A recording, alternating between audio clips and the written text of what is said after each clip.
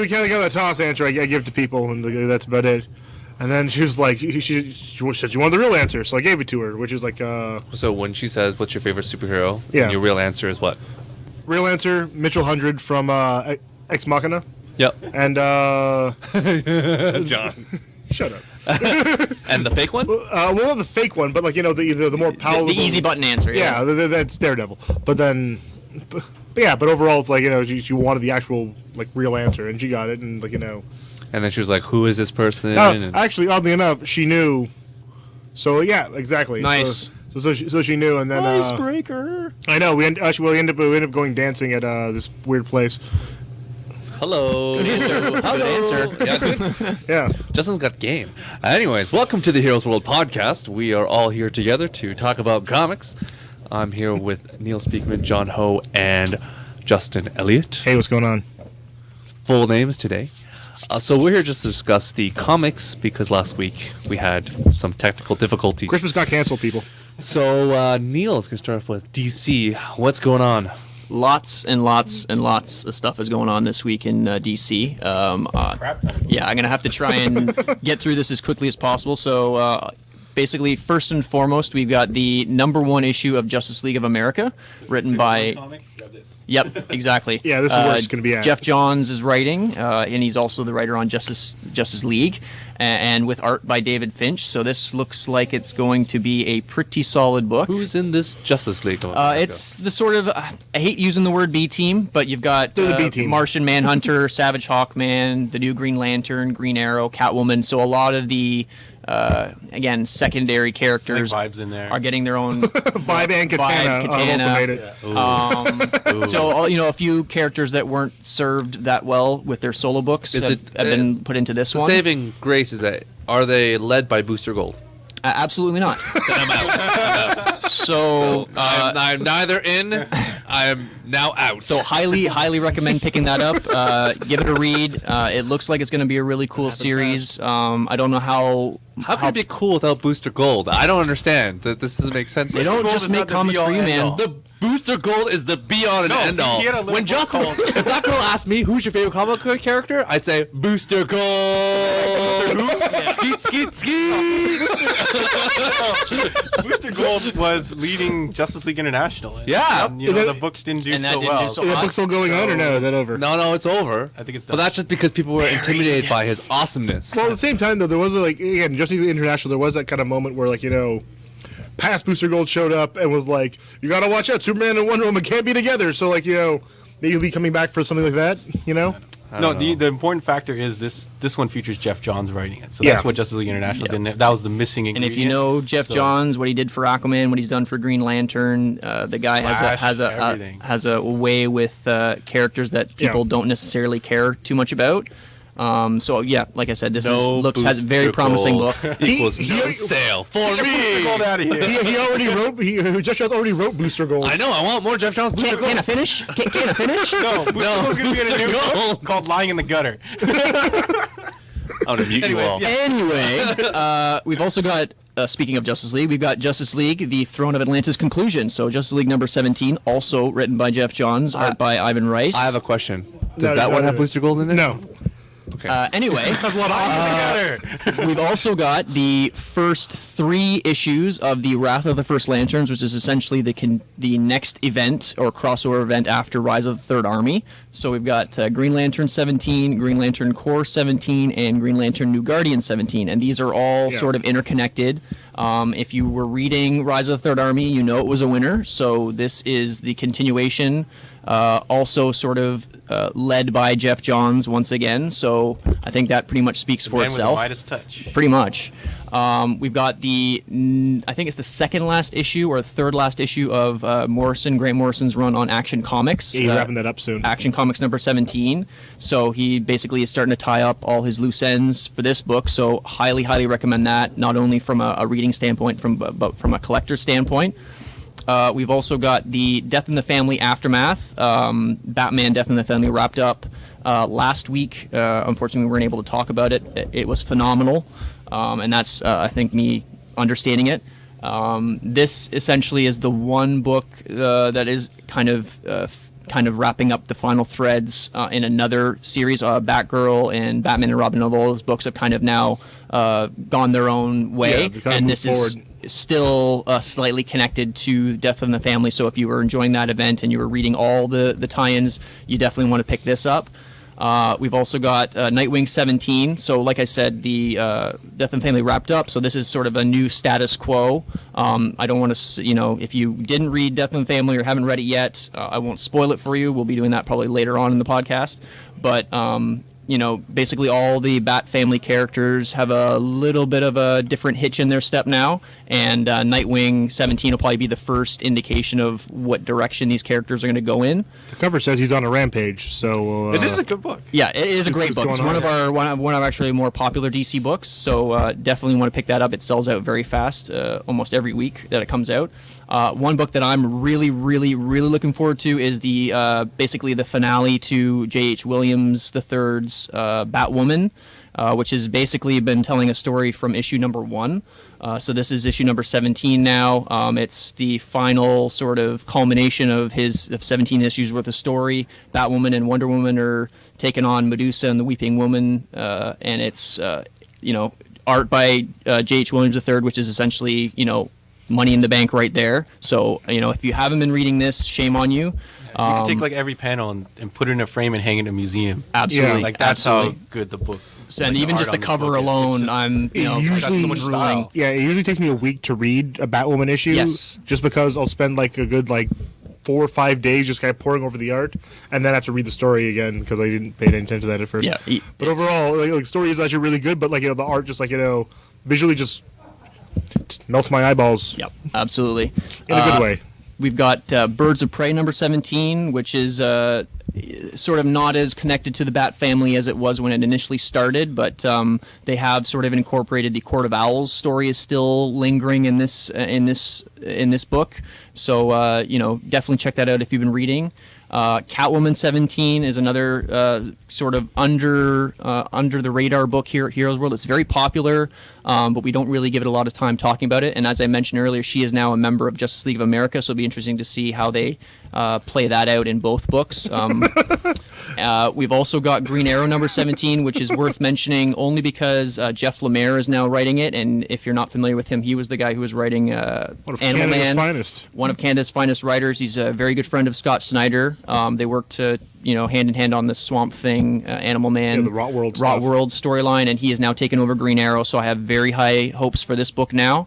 And finally, Brian Azzarello's Wonder Woman number 17 is also out this week. Another book that has been selling very well, is very popular.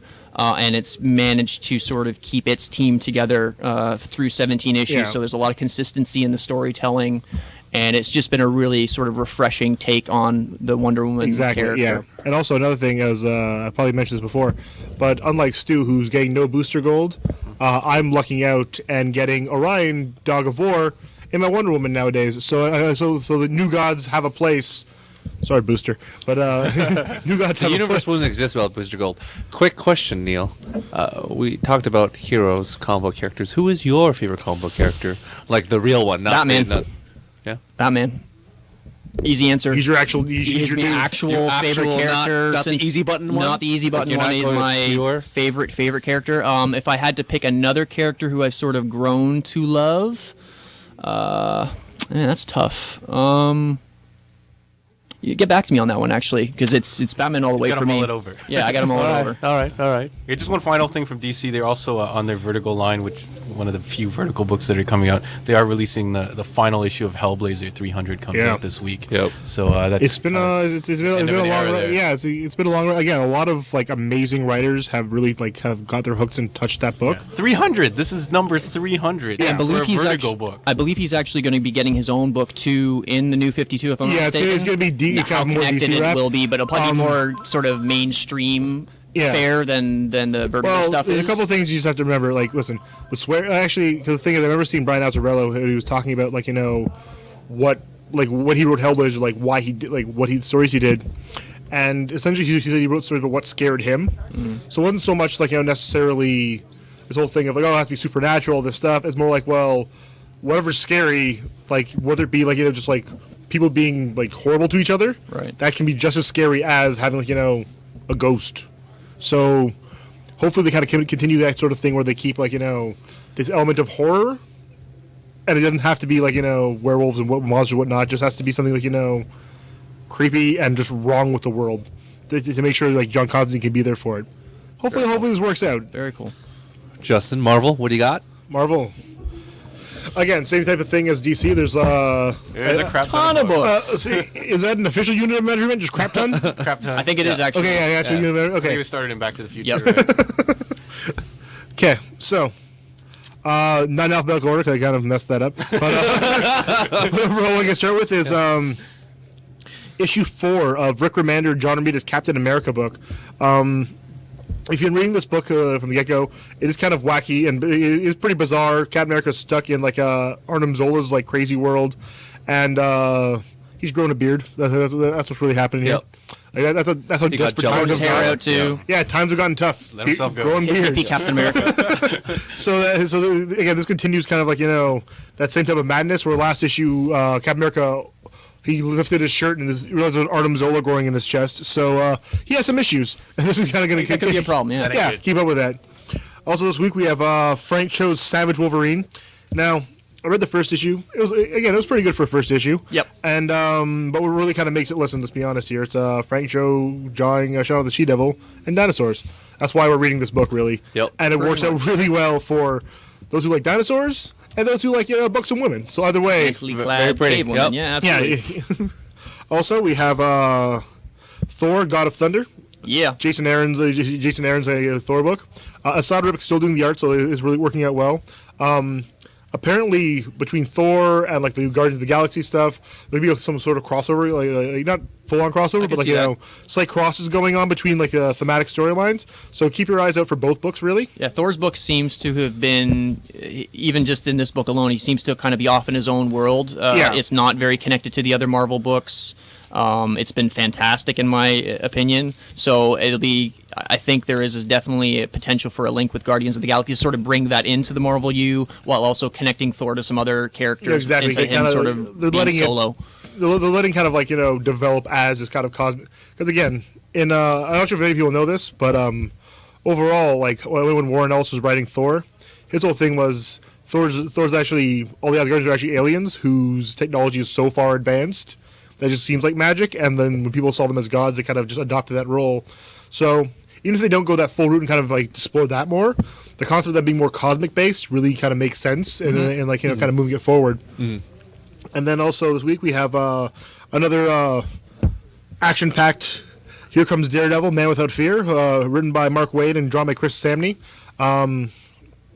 Again, nothing much to be said about this book other than that it's 23 issues of like Fun. yeah, exactly. This pure, really lighthearted fun of like I was watching this guy swing around, do his thing, make out with a girl here or there, Crack a joke. Yeah, exactly. That's kind of what Daredevil hasn't had for the past, I'd say, a little while. Calling This it is a kind of- light book isn't necessarily fair, but it's definitely lighter in tone to Oh, some yeah. of the other stuff, even though it's dealing with, some...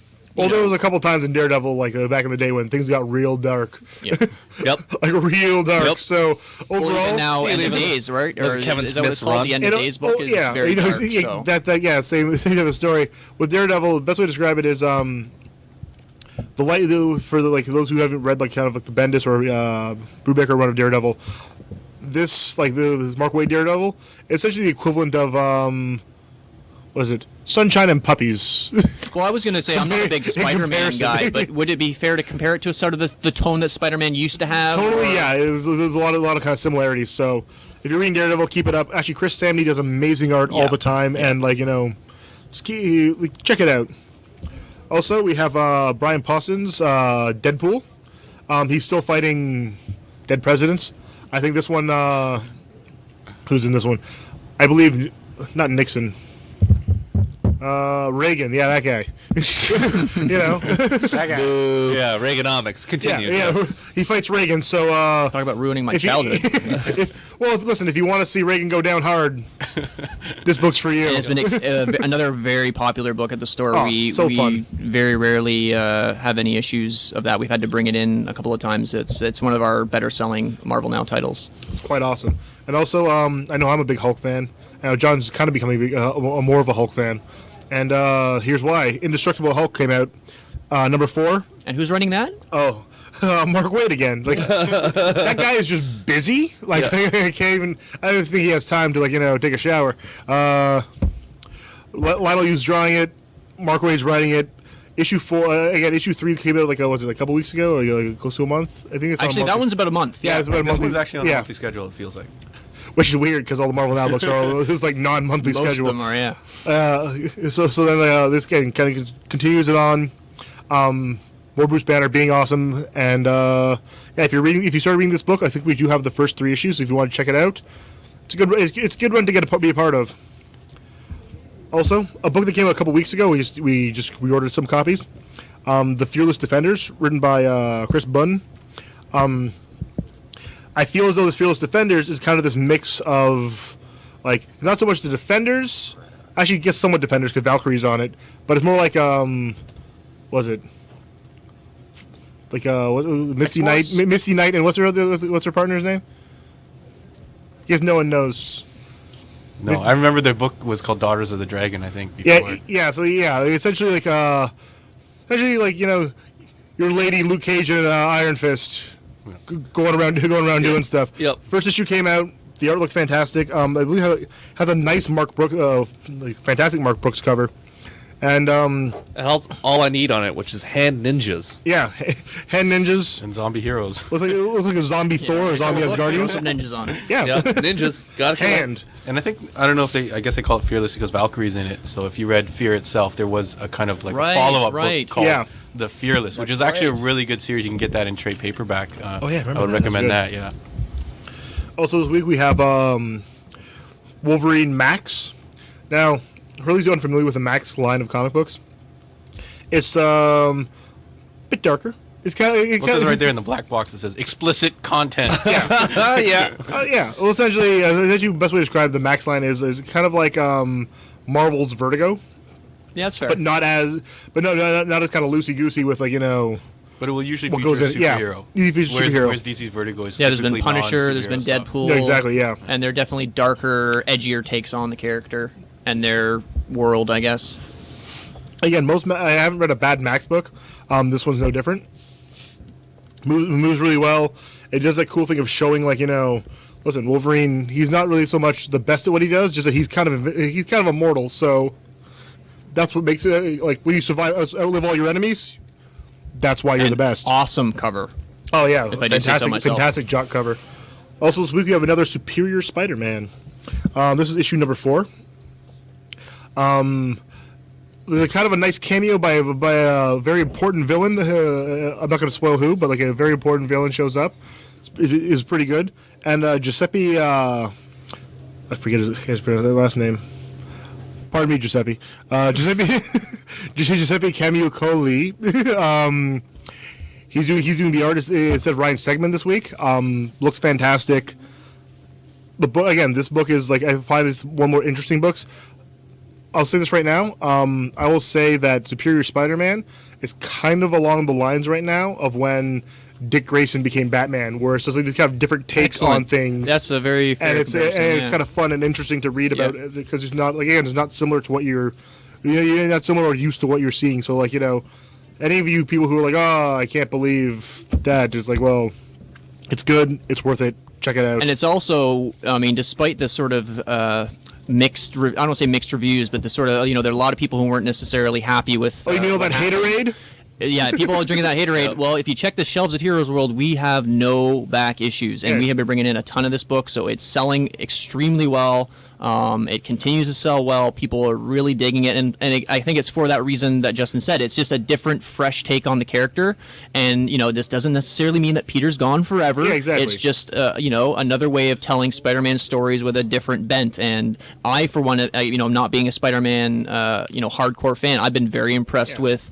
It's called living a little. Yeah, exactly. A little outside the box. So Yep. And I was one I for one was a big fan of the change in Batman because, Yep. as we discussed As beforehand, I was. I was thrilled that Dick was Yeah. Batman. I think he's just the better Batman. Didn't hurt that Scott Snyder was writing it. Yeah. Yeah, that helps too. But No, also no, yeah, helps but that the- Robin's actually a cool guy that everyone likes. Yeah. That does help when well, Batman again. Batman's kind of a douche. Like, let's be honest. Kind of a big douche. Like, just saying. Also this week, Marvel wise, we have the one shot of Alpha. He showed up in Amazing Spider-Man as kind of this kid who got powers, kind of like Peter Parker did, and Peter Parker wanted to take him under his wing, being like, "Well, if I had the chance to have someone kind of show me what to do, Yeah. that'd be great." And Kid got a little carried away. yeah, he got a little carried away, and Spider-Man was kind of like, and got rid of him. And now I guess they're doing some more stuff with this character. I'll be honest. Even when I was kind of reading that original Alpha story, I have no idea what his powers are. So if anyone can tell me what his powers are, just Send him a tweet. yeah, tweet me, text me, do what you gotta The do. forum. Yeah, We would like to know. yeah, well, I would really like to know. Also, another big book this week. Jeff Loeb and Ed McGuinness taking on the character Nova. Yeah. This Nova first appeared in AVX and the all Marvel Infinity stuff that was going on. It's not Richard Rider; it's a different character.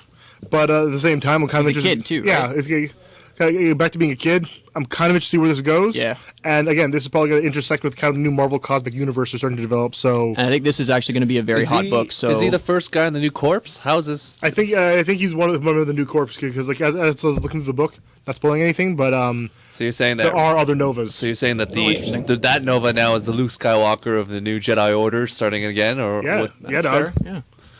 Interesting. That's what's up. And also, finally this week, we have another issue of Jonathan Hickman's Fantastic Avengers run.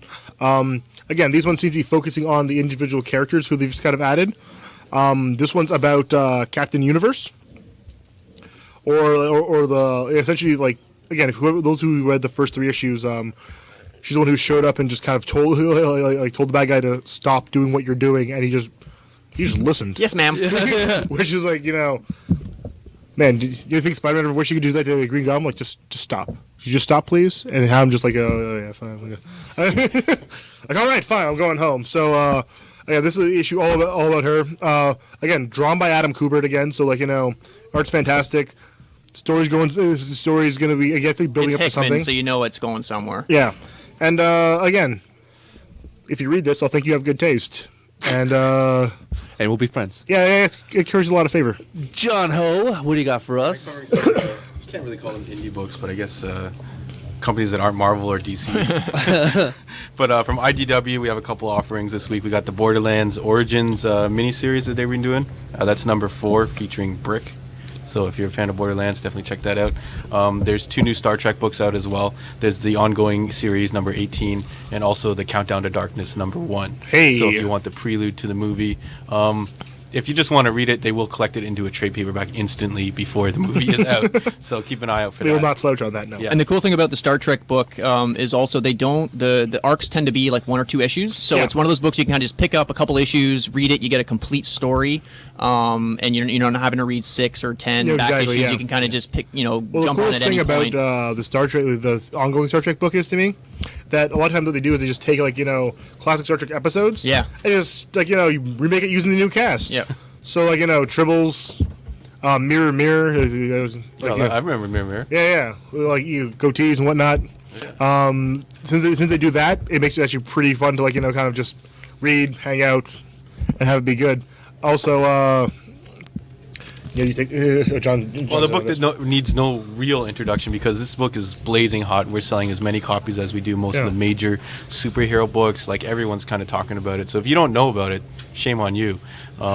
It's written by Brian K. Vaughan of Why the Last Man fame. What was that book called again, John? And Because it's I think you called missed that. Saga, and this is chapter 10. So definitely, if you're not already on this book, you've already missed the boat, so you should definitely get back on there. It's a solid. It's a book. slow sailing boat. Yeah. It's cool. You can get Yeah. back on. Under Image, yeah, they've got the trade paperback for Volume 1. It comes at a really wicked price. I think it's only like $9.99. $10. Yeah, Yeah. $9.99. You can read the whole first story arc, and then you can jump on these issues. So definitely. And he's telling the story in 5 issue sort of arc. So this being issue number 10, this is essentially, from what I'm hearing, the conclusion of this second story arc. So there'll be a little bit of a break. The next trade will come out. So if you haven't been reading, what I might suggest is pick up the first trade, wait for the second trade, and then come issue 11, jump on board, because Dig this is going to be, like you said, a So, long. For those of us who are uninitiated Oh, in yeah? the League of Shadows and Saga, Which is ridiculous because this book is blazing hot. You should all know about can someone it. tell me what it's about? It was one of Neil's favorite books, so I'll probably let him take that. Well, it's basically about a couple. They're from warring races. So the girl is from one race, the guy is from another race. They've been at war for generations, and the two of them are soldiers. And they basically fall in love and decide they're gonna drop their swords, run off together, and they have a kid. And basically, word gets out that this has happened. Word gets out that this kid, abomination, child. has been born, and bounty hunters are essentially dispatched to take care of the problem. Again, I don't want to spoil too much, but we're kind of now the couple has gotten off the planet they were originally on. They have now met up with the main character, the male's. I'm blanking on the name. His character's parents have now sort of shown up, and they're of course not very happy that he is now married with with the enemy, and basically now they have been split up. The son has now gone with the mother to go find the babysitter who was taking care of the family. Again, it's very convoluted, very confusing to sort It's of very explain. much a saga, But if it's you will. exactly. It's got a very kind of Star Wars vibe. Bring it meets, kind of family dynamics. Fantastic art. I've got to mention the art by Fiona Staples, who's also Canadian. I believe she's from Alberta. Fantastic art. Basically creating this world out of nothing. Yeah. And really cool characters. You've got. It's just a fantastic book.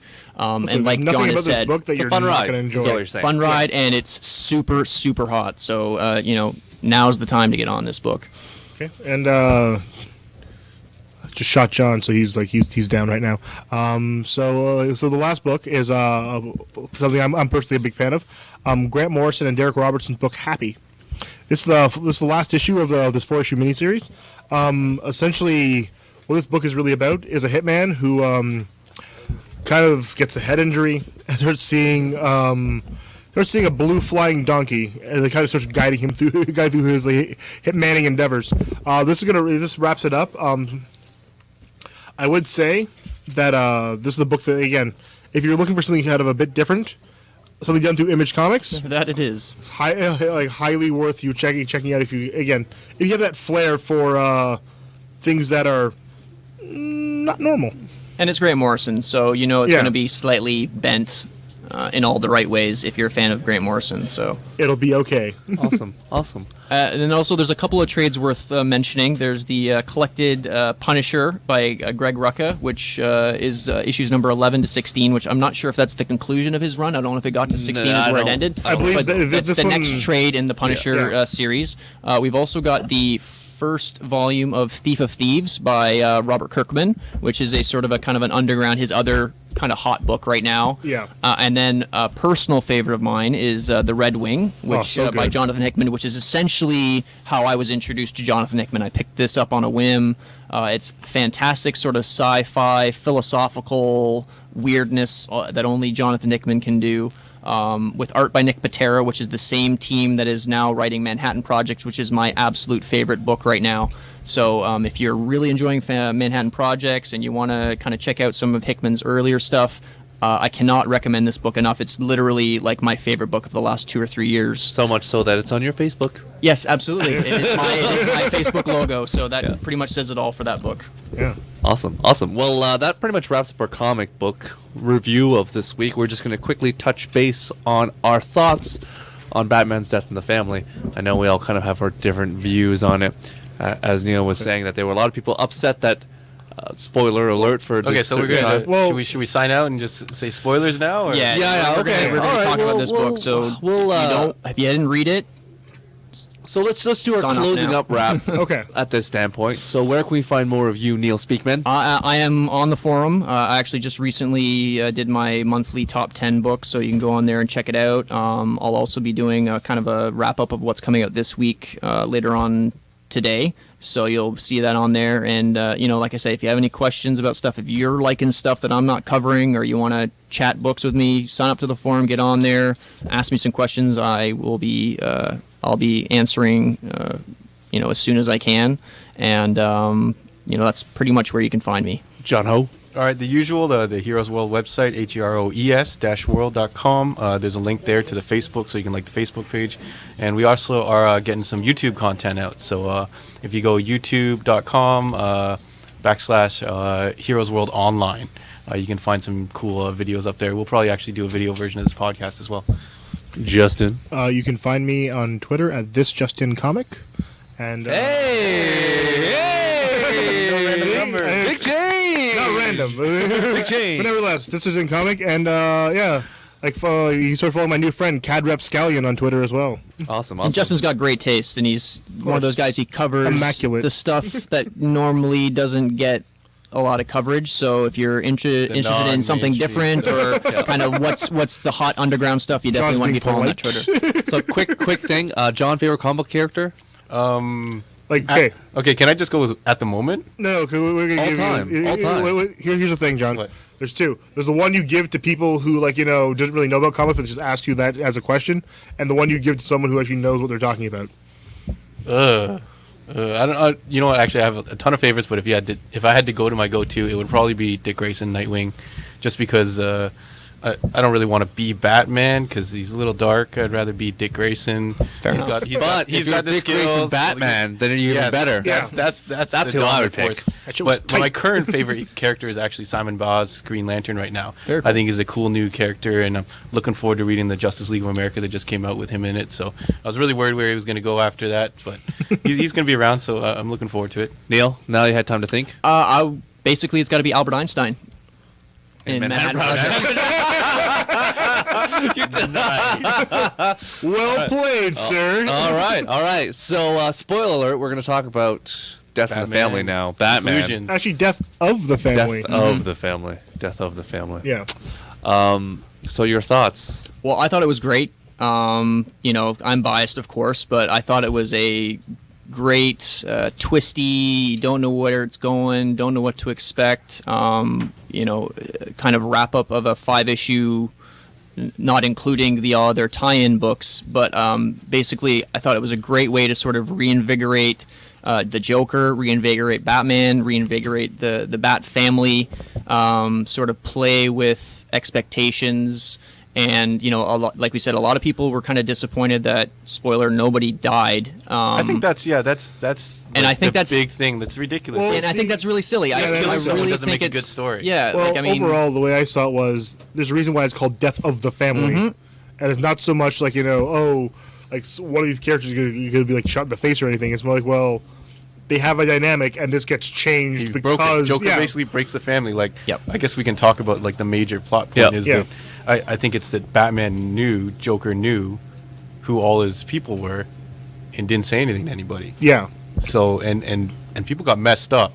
Like if you read Nightwing and Batgirl, like yeah. No especially one. Nightwing, like I just caught up on the Nightwing. Nightwing got particularly messed up. Yeah. Like his entire circus family, they're Yeah. toast. And Yeah, basically exactly. the trust factor, as Bruce as being the leader has been sort of shattered for a lot of these characters. Which is kind of the more important thing, I Yeah, guess, absolutely. in terms of building a character.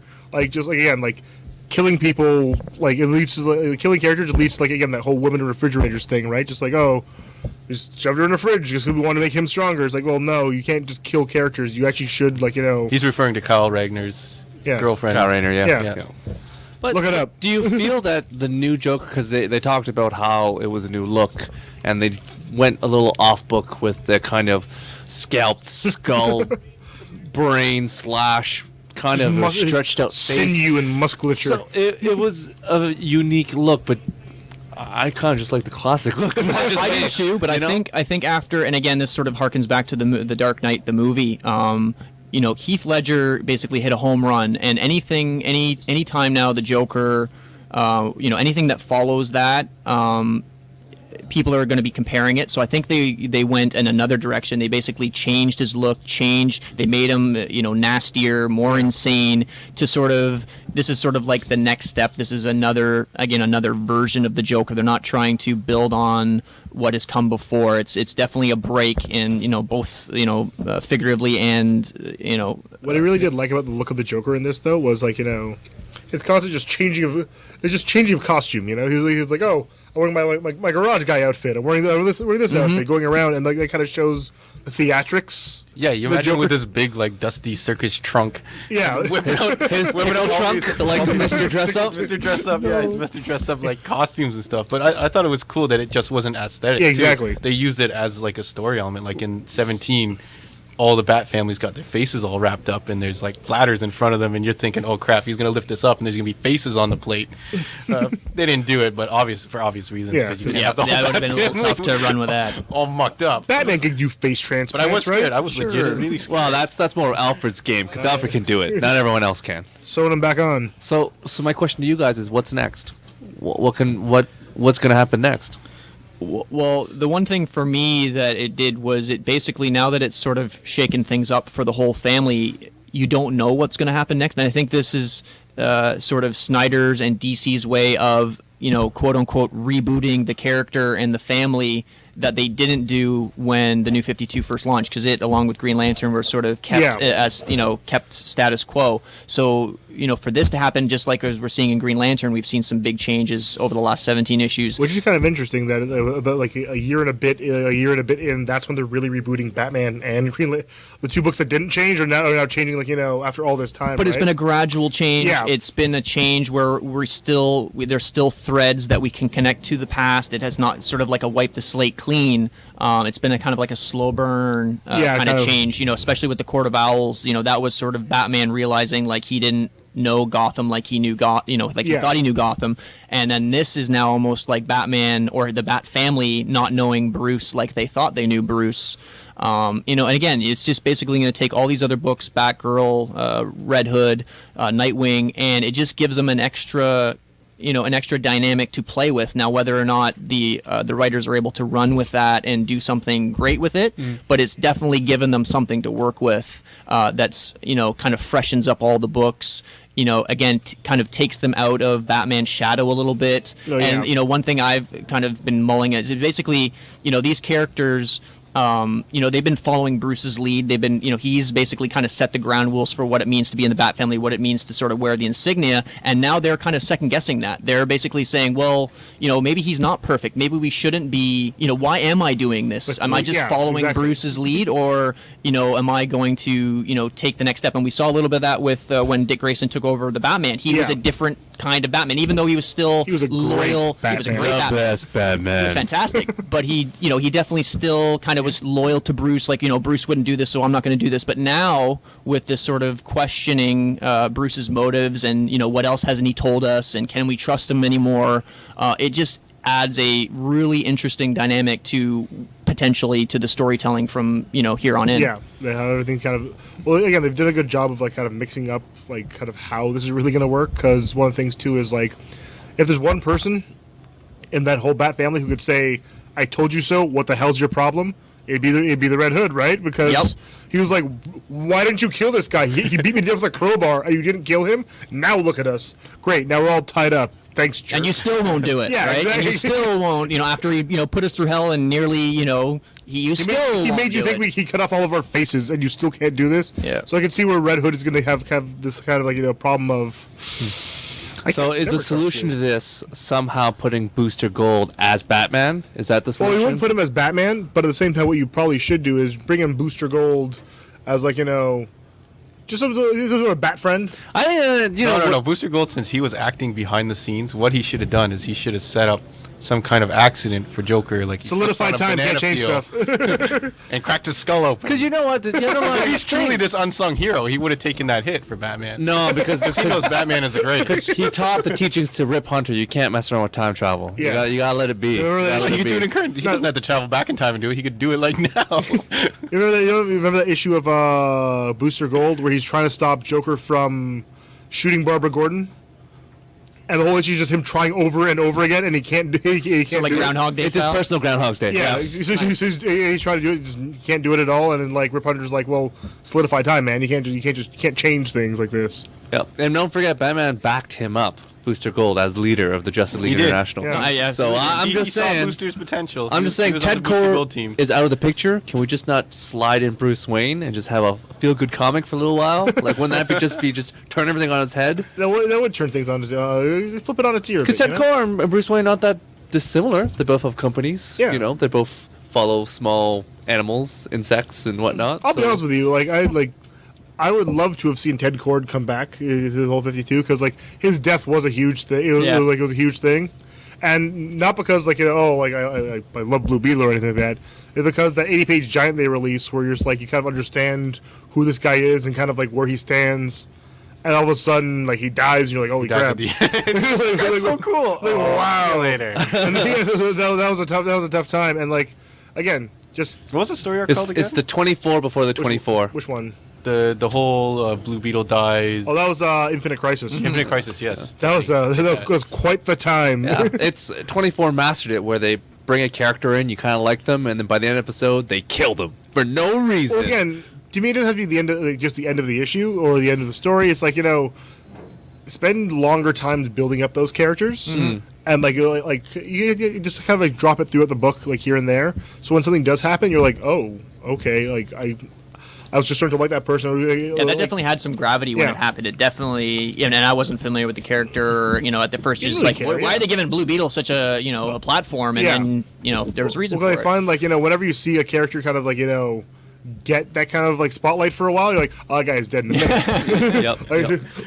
That guy's so. He's so doomed. he's revealing to him all the secrets and the backstory. Oh, that guy's dead for Red sure. shirt. Well, it was like remember we were watching Smallville, and anytime someone found out he was he had superpowers, oh, that guy's dead. Yeah, like that now. girl like that he 2 kind of into liked, it and she had powers, episodes. and they're Yeah. like, "Oh, we can be together." Dead. Dead, coma, lose powers, lose memory, whichever you choose. Yeah, Just spin the wheel, whichever Yeah. one pops up.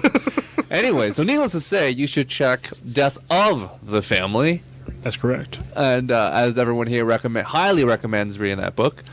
And we'll finish off on that note. So thanks very much for listening to the Heroes World podcast, everyone. Enjoy Sign your out. comics, guys. Thank you very much, guys. All right, catch y'all later. See you later.